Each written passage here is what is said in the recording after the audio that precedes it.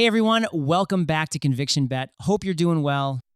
It has been a whiplash week out there. Chip stocks had a vicious sell-off on Friday, something like $1 trillion of market value gone in a single session. Then they clawed a chunk of it back, and today they were sliding again as a hot inflation reading rattled the rate cut hopes.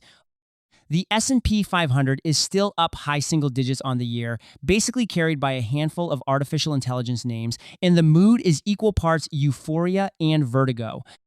If you've been glued to the tape lately, you've been on a ride. And speaking of things that should move the tape but somehow don't, consider this. The single most successful investor in modern history has stepped back from the chief executive seat. He is still chairman. Berkshire is sitting on around $370 billion in cash in treasury bills. And the financial press spent this spring asking whether he has lost his touch because he doesn't own enough NVIDIA. Warren Buffett beat the market for 40 straight years. And the knock on him in 2026 is that he isn't aggressive enough. But here's what actually matters. $1 invested with Warren Buffett in 1976. By 2017, that $1 was worth more than $3,685. 4 decades of compounding that left the entire market in the dust. The best risk-adjusted record of any stock or fund that survived that long. The market tells a story about a once-in-a-century genius, a man with a gift you either have or you don't. The real story is that 3 quantitative researchers took that genius apart, piece by piece, and found that most of it could be copied. And the part that couldn't is the part almost nobody actually wants. I'm J.L. Maurer, and this is Conviction Bet. We believe the stories that move your portfolio are usually quieter than the ones that move the tape. Here's where we're going. I'm going to show you how 3 researchers reduced the single greatest investing record of all time to a short list of factors and a cheap source of borrowed money, the factor side of which you can now rent imperfectly through low-cost funds. Then I'm going to tell you the one piece they could not explain, the piece that actually made Buffett who he is. Fair warning, it is the one piece you almost certainly do not have, and there is no fund on earth that sells it. Let's start with the record itself, because the record is the thing almost everyone misreads. Over those 40 years, Berkshire's return ran 18.6% a year above the safe treasury bill rate. The broad market, over the same stretch, beat those same treasury bills by only 7.5%. So your first instinct, looking at a gap like that, is the obvious one. He must have taken enormous risks to earn it. And here is the first surprise. He didn't. Yes, Berkshire's stock bounced around more than the market did, about 23.5% of volatility against the market's 15%. So in that narrow sense, it was a bumpier ride, but its beta, its actual sensitivity to the market's ups and downs, was only 0.69. In plain terms, when the market lurched, Berkshire lurched less. He was carrying less of the one risk you cannot diversify away, not more. Put those together and you get a number the researchers care about most. Berkshire earned a Sharpe ratio of 0.79 against 0.49 for the market. Strip the jargon, and that means this. For every unit of risk he took, Buffett got back something like 1.5 times what the market gave you for the same risk. And to be clear about just how rare that is, the researchers ranked him against the entire field. Among every mutual fund they could find, Buffett landed in the top 3%. Among all individual stocks, the top 7%. And once you narrow it down to only the US stocks and mutual funds in their data that actually survived 4 full decades, 1976 to 2017, he doesn't just place well, he is number 1. The single best risk-adjusted record in the entire field. This was not a man who got hot in 1 decade. This was 40 straight years at the very top. So if you think Warren Buffett got rich by being braver than everyone else, you have the story exactly backwards. He got rich by being more efficient, by wringing more return out of less risk. And efficiency, unlike nerve, is something you can take into a lab and measure. But hold on to one thing for later, because it matters. That 18.6% average hides a lot of pain. Berkshire had losing years. It had long stretches where it looked broken, where the smart money said he'd finally lost it. The smooth-looking number was anything but smooth to live through, and we'll come back to exactly how unsmooth. So here is where it gets interesting. In 2012, three researchers at a quantitative investment firm called AQR, Andrea Frazzini, David Kabiller, and Lasse Pettersson, sat down and asked an almost rude question. Not, how did Buffett do it? Could you reverse engineer him? Not admire him, reproduce him? Now, you have to understand why that question was even controversial.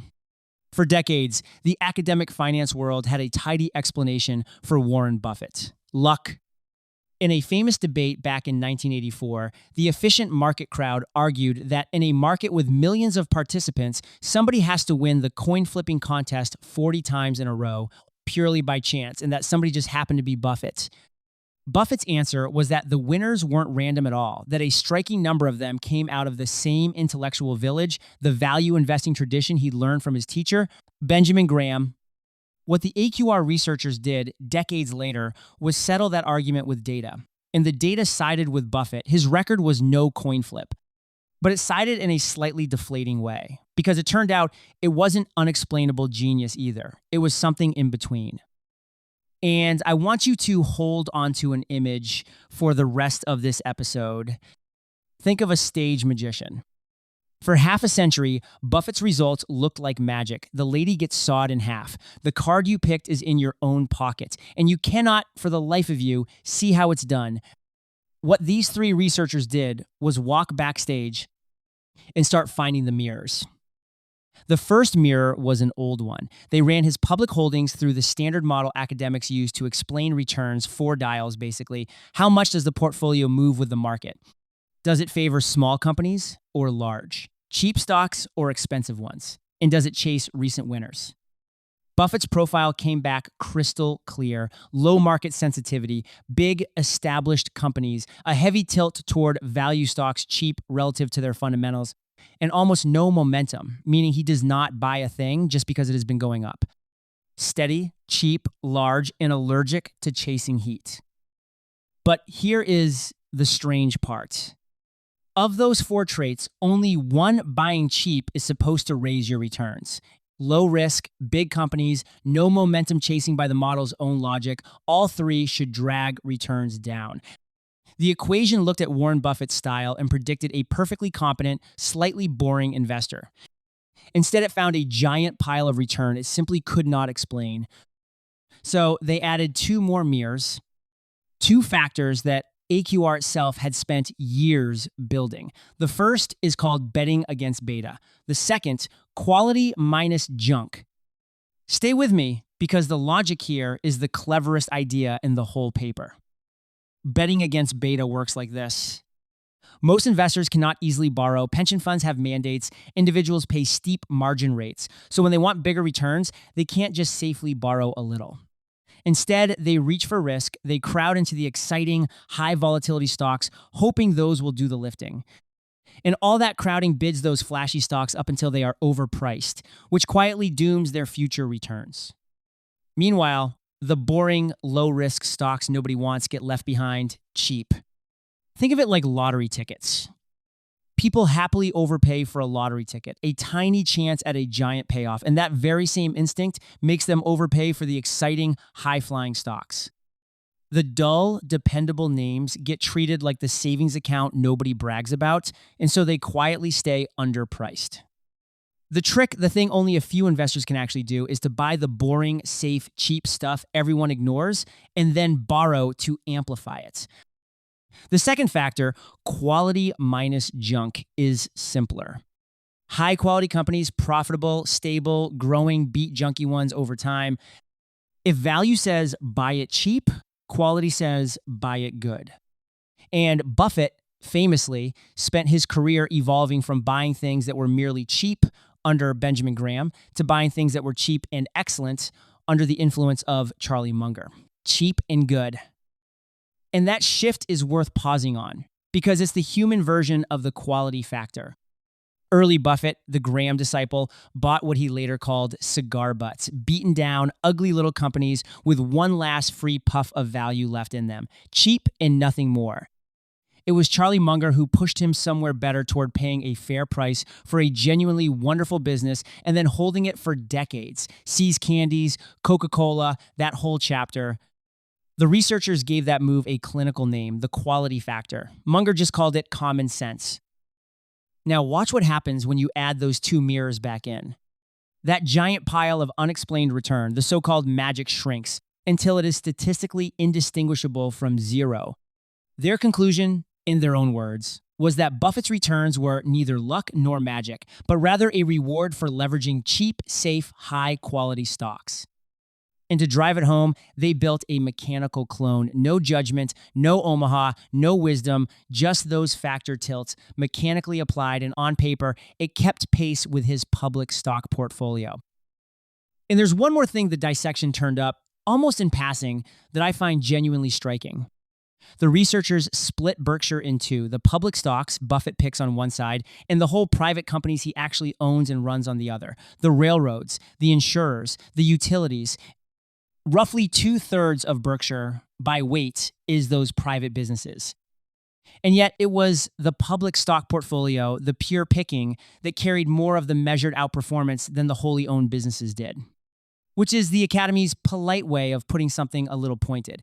The edge showed up most clearly in the choosing in Buffett, the stock picker, more than Buffett, the manager. So here is the uncomfortable implication for you.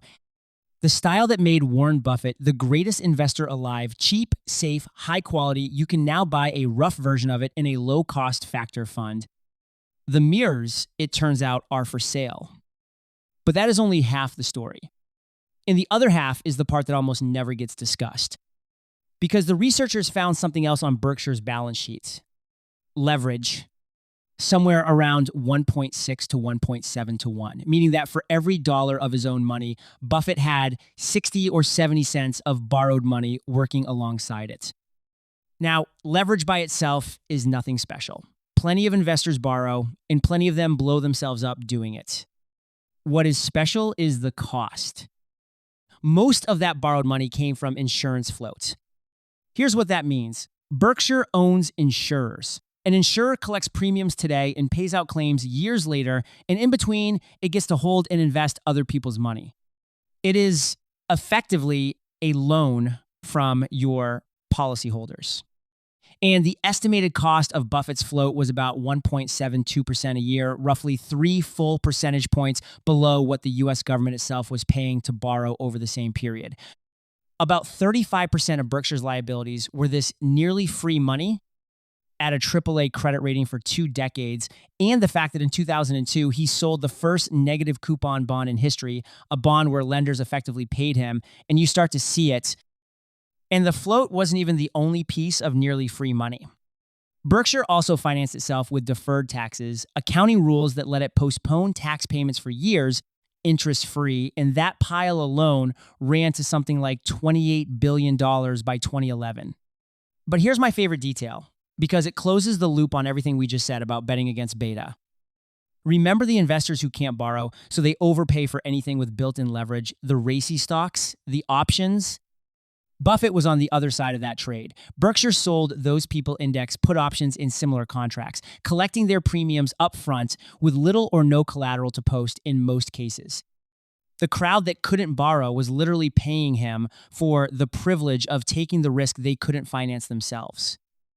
He wasn't just avoiding the crowd's mistake, he was getting paid by it. Let me make the math concrete. Take a safe stock returning 8%, put $100 of your own into it, and you make $8. Fine. A participation prize. Now put Buffett's structure underneath it.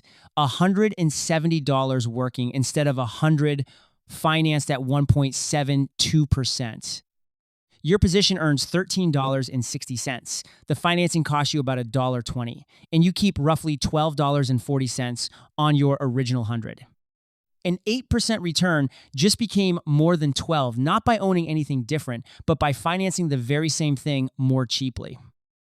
Now, I want to be honest about what leverage does and doesn't explain. It is not the whole answer. If you simply levered up the entire market 1.7 times, you'd get to about 12.7%. And that is still a continent away from his 18.6. The leverage didn't create the magic. It amplified a return stream that was already special. And leverage cuts both ways. It magnifies your losses just as ruthlessly as your gains. But Buffett's borrowed money was cheap and it was patient. It never came due at the bottom. It never triggered a margin call that forced him to sell at the worst possible moment. And that a permanent, nearly free, never called source of other people's money is the one mirror you genuinely cannot buy. There is no brokerage account in the world that hands you 40 years of free float. So here is the takeaway from this half. Everyone studies what Warren Buffett bought. The bigger, quieter lesson is in how he paid for it. The stocks were the famous half of his edge. The financing was the silent half, and the silent half is the part that is structurally off limits to you and me. Now, let's bring this all the way into 2026. Suppose you have the full recipe in hand. Cheap, safe, quality stocks, patiently leveraged. Can you actually go cook it today? Two problems stand in your way. The first is that the ingredients are no longer scarce. When Buffett started, value and quality in low-risk investing were unmined snow edges hiding in plain sight because the academics hadn't named them yet and the industry hadn't packaged them. Today, 1,000 funds harvest those exact factors mechanically, and published edges tend to fade once everyone can see them. Value investing, for instance, spent most of a decade in a brutal slump heading into 2020, bad enough that serious people were writing its obituary. The snow mountain Buffett found untouched has been skied flat by the whole industry. Now, is it fully settled that these edges are dead? Not quite. There's a real argument that the more mechanical factors like momentum get crowded and fade fast, while the judgment-heavy ones like value hold up better, precisely because reasonable people still argue about what counts as cheap, but nobody serious believes the enormous gap Buffett opened in the 1980s and 90s is just sitting out there, unclaimed, waiting for you in 2026. The second problem, as we said, is that you still don't have the float. That door is closed. And here's the part that should stop you cold, because it is playing out in this very market. Even Berkshire is reverting. Buffett beat the market decade after decade, from 1965 all the way to 2015. But from 2015 to 2025, the market finally won roughly 304% for the S&P 500 against Berkshire's 234. It is trailing again this year. It is sitting on around $370 billion of cash it won't deploy. And look at why. This market is being driven by a tiny cluster of artificial intelligence names, Micron, NVIDIA, Alphabet, that by some estimates account for more than 40% of this entire year's earnings estimate revisions for the whole S&P 500. That is a momentum tape. And momentum, you'll remember, is the one factor Warren Buffett never played. And it isn't just the prices. The whole character of this market is the opposite of his. There's endless talk of enormous new listings, SpaceX, OpenAI, Anthropic names with staggering private valuations, and in some cases, business models the market is still openly arguing about.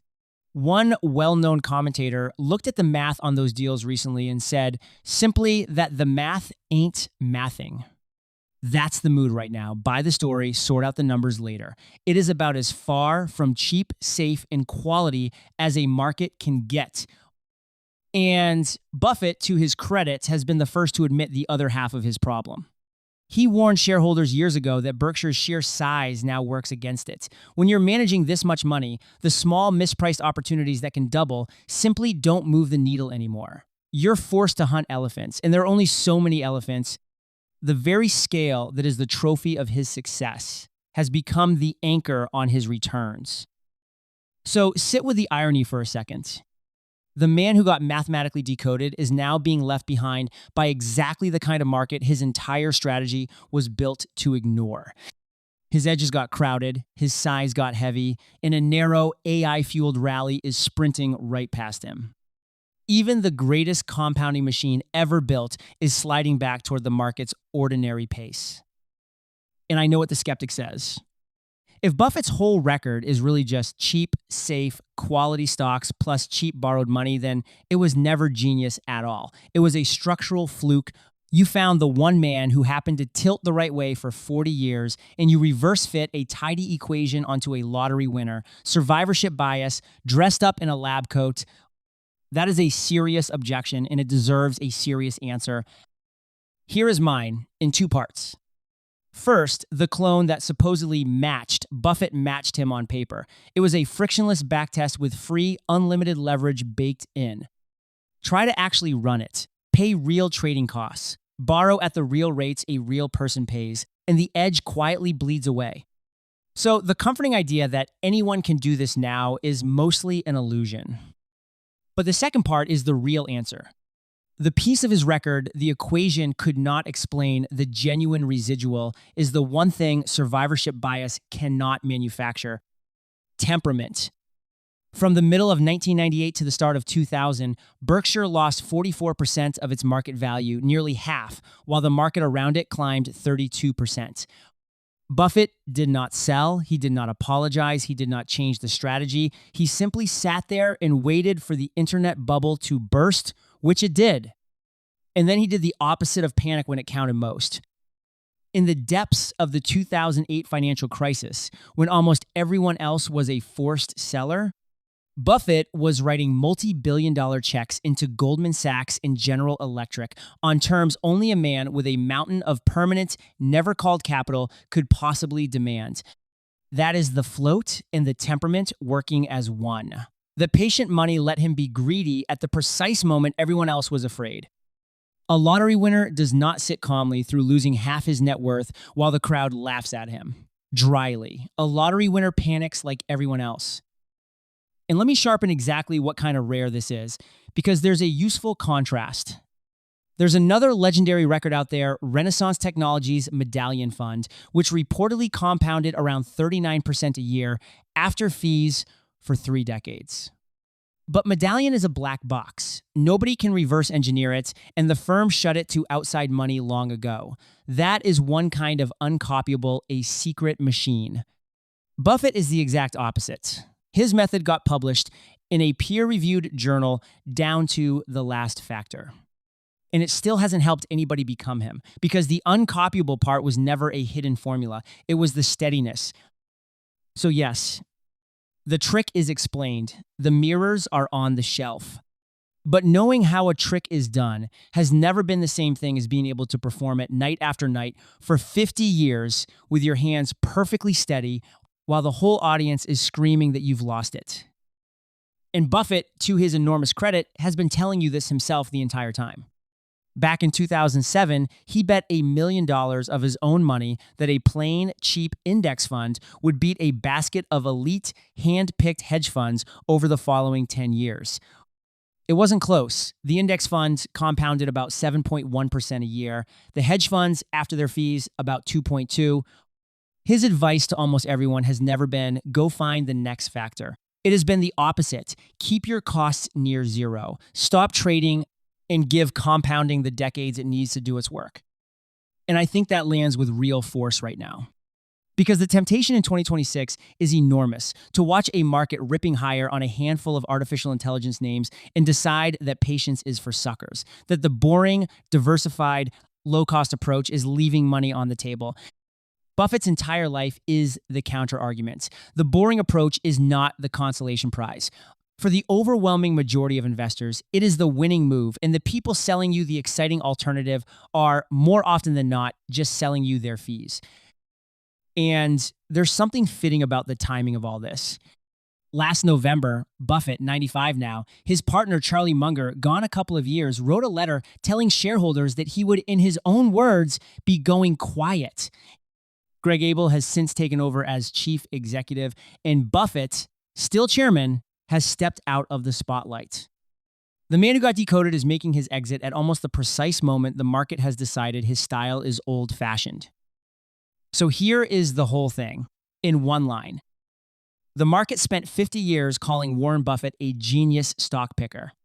The research says much of his edge was cheap, safe, quality stocks amplified by patient, unusually cheap money. And you can rent a rough version of those factor exposures today for not very much.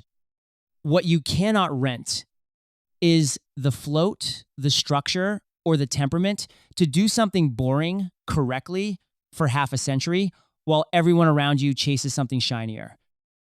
That was never the part that looked like magic. It turns out it was the only real magic there ever was. Anyway, that's this week. If you prefer to read, the show has a Substack called Quiet Velocity. Find it at quietvelocity1.substack.com. That's quietvelocity, the number 1.substack.com. And if you're enjoying Conviction Bet, subscribe wherever you get your podcasts, Apple, Spotify, YouTube, Amazon, whatever you use. Leave a review if you have 30 seconds. It genuinely helps new listeners find the show. Until next time, stay patient, stay skeptical, and keep your eye on the quiet stuff. I'm JL Maurer. This has been Conviction Bet.